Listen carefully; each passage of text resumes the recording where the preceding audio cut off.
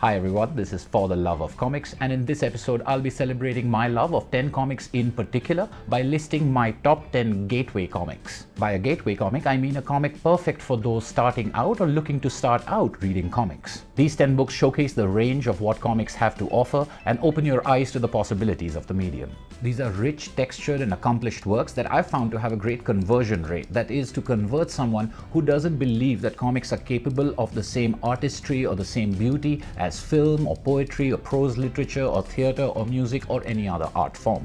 I have a couple of caveats on how I made this list, which I'll quickly mention after the break, or you could use the timestamps below to navigate to the list itself. I hope you enjoy my top 10 gateway comics.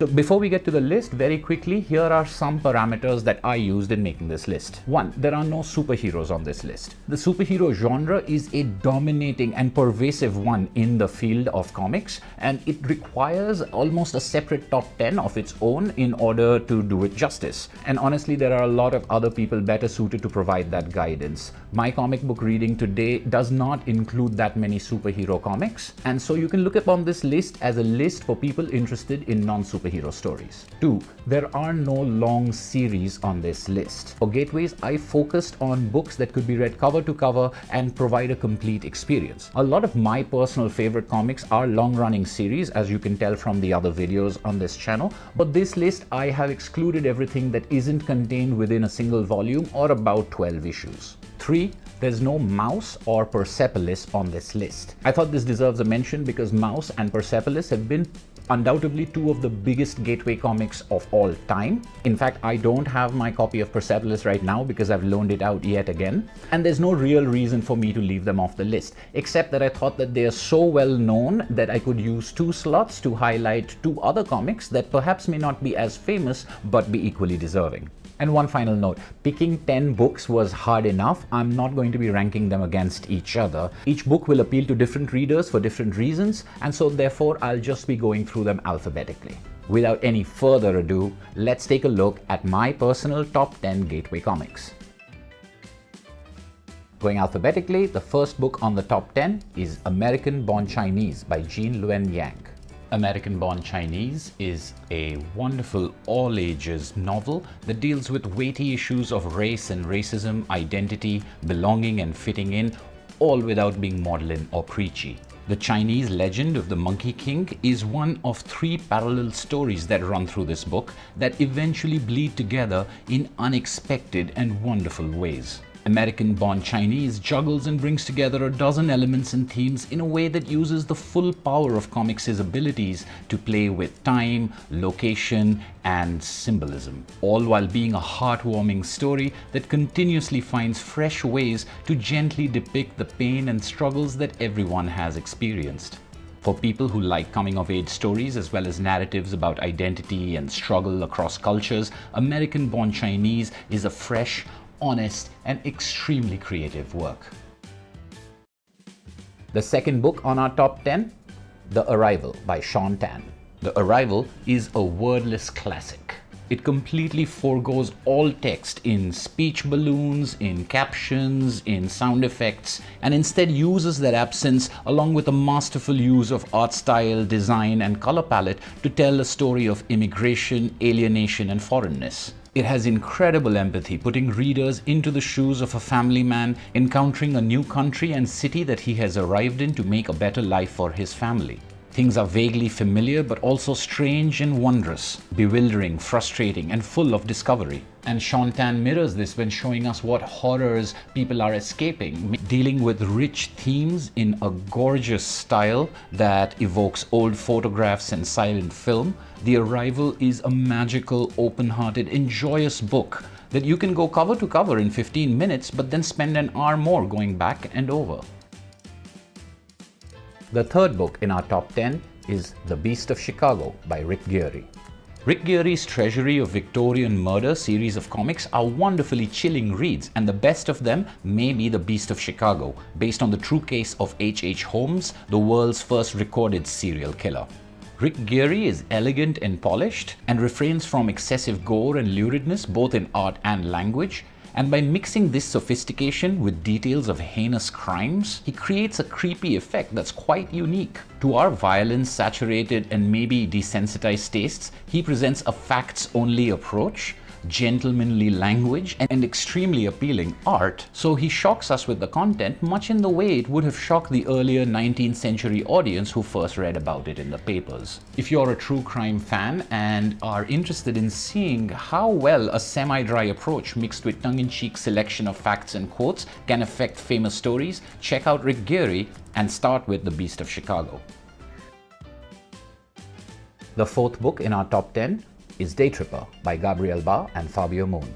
Day Tripper by twin brothers Gabriel Ba and Fabio Moon is a modern comics masterpiece.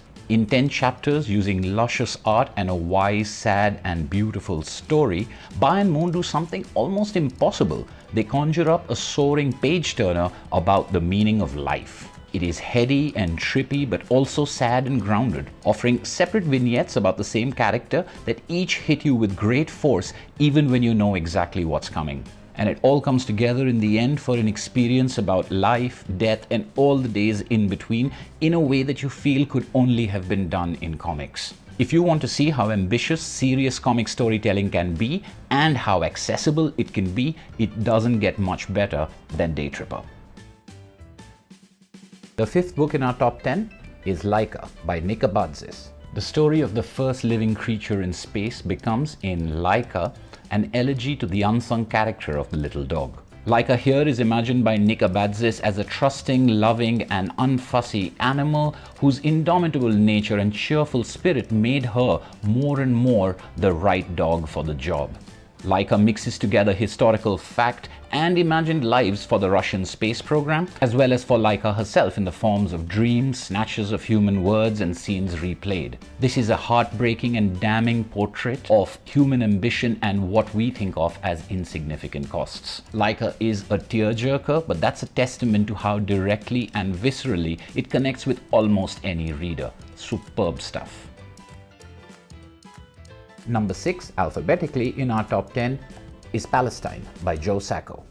Joe Sacco's Palestine is a collection of comics detailing his travels and interviews in the occupied territories, and its stark but extremely detailed art is matched by a complex narrative that blends together journalism and reportage with an honest self-portrayal, warts and all. Joe Sacco is a central character in Palestine, but the book often features other voices and points of view in an unrestricted and unfiltered view. This is a truly transporting book. It puts you there, first with Sacco, then into the history of his interview subjects, all while also filling in complex history and political notes. Writing for an audience that knows little to nothing about the subject, it's phenomenal how well this book flows without ever simplifying or pandering. If you want to see how complex, honest and humane journalism can be, Palestine, a comic, is one of the finest examples. Number 7 in our top 10 is Pride of Baghdad by Brian K. Vaughan and Nico Henrichon. In Pride of Baghdad, Brian K. Vaughan writes and Nico Henrichon paints one of the most complex and layered war survival stories in comics. It's told from the point of view of 4 lions who escaped the abandoned Baghdad Zoo following the US bombing of the city in 2003. Based on a true incident, Pride of Baghdad not only gives voices to the animals, but also makes each a distinct character with individual attitudes and points of view, and uses their conversations and interactions to present many different ways of approaching or thinking about things without ever outright supporting or dismissing any of them. A moving survival story that can be read as parable or allegory if you want, but resists easy and cliché answers, Pride of Baghdad will change your mind about what a talking animal comic can be, and it's unforgettable. The 8th book in our top 10 is The Rabbi's Cat by Johann Sfar. The Rabbi's Cat is a delightful, funny, rich and detailed comedy of philosophies. It's set in 1930s Algeria among the vibrant Jewish and Arab communities and features a kindly rabbi whose cat one day eats his parrot and gains the power to speak. The cat ends up being a smart, sly and philosophical beast who engages the rabbi in debate and demands a bar mitzvah. The stories in this book are tender and funny, and some serious sounding themes like God and religion, family, duty, and love are all so delightfully handled that you won't ever feel preached or lectured to. The Rabbi's Cat has satirical and barbed looks at our societies and beliefs, but also appreciates their role and significance for people. It's a sort of philosophical book, but it's a wonder that something so nuanced and balanced, something that I feel can be enjoyed by believers and non-believers alike, could also be this funny and this warm and fuzzy. This is a truly remarkable achievement. The 9th book in our top 10 is Relish, My Life in the Kitchen by Lucy Nisley. Lucy Nisley's memoir distinguishes itself from the other comics autobiographies out there immediately by centering around food. And this promising idea is delivered upon in full. Relish is a colorful ode to food, cooking, eating, and by filtering her life through a very fortunate childhood, youth, and adulthood filled with great tastes, flavors, and aromas, Lucy Nisley creates joy on every single page that seems to reach out and grab the reader. Doubling up as a recipe book full of illustration styles that veer between textbook and Richard Scarry children's books and a diary, Relish is a smorgasbord of things to catch your eye and your imagination, and the story perfectly crystallizes the idea that food is life and life is food. It will make you hungry, but for food lovers and people interested in the forms autobiography can take, Relish, My Life in the Kitchen is a great pick. And the 10th book, alphabetically in our top 10, is Through the Woods by Emily Carroll. Emily Carroll's stylish and lush collection of 5 stories accomplishes what very few scary stories do: instill actual dread inside the reader for their own, not just the character's safety. The power of the stories in Through the Woods doesn't come from monsters or gore, but from hints, insinuations, and questions, truly unsettling without losing a certain fairy tale polish. These are not grungy, ugly horror stories. Colors, lettering, and layouts that look this gorgeous and writing that feels this much like song has seldom been so chilling. If you like beautiful things to scare the life out of you, Through the Woods could be one of the best things you'll read. And that brings us to the end of this list of what I consider, for now at least, to be my personal top 10 gateway comics. It wasn't an easy list to make. A lot of my personal favorites didn't make the final cut, but I wanted to present a list from which everyone would be able to pick at least one book that they could love. I'd love to know what you think, so please let me have your questions and comments below.